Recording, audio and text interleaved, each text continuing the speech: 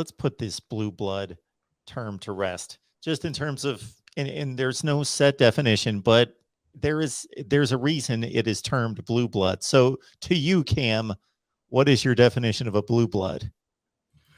Just a traditional power for more than, you're talking.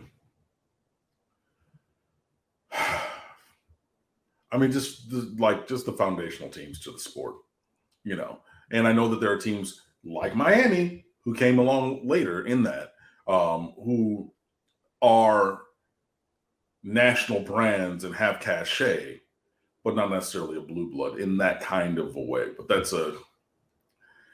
we're really playing semantics at this point, Exactly.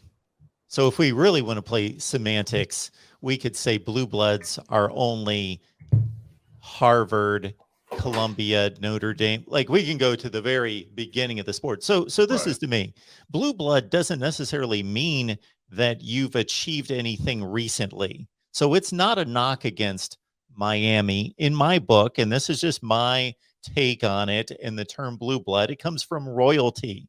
It means that you've inherited this status, basically. But in college football, of course, you wouldn't inherit it from anywhere. You had to establish it at some point.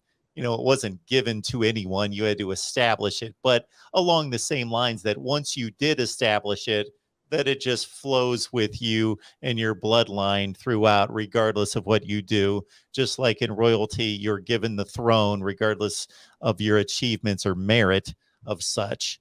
And it's the same thing in college football. And it's not a knock against Florida State, Miami, Clemson, anyone that's emerged in the last 10 years to 50 years. It's just that you weren't seen in that light and had not achieved that at a certain point when that term took hold for the Notre Dame's, Ohio State's, Michigan's, Alabama, Oklahoma, Texas, USC. And I think that's pretty much the end of the line. And again, it's a discussion. It's not a list that's just cut in stone and that's the end of it. But Nebraska, Penn State, whomever you may also want to elevate to that.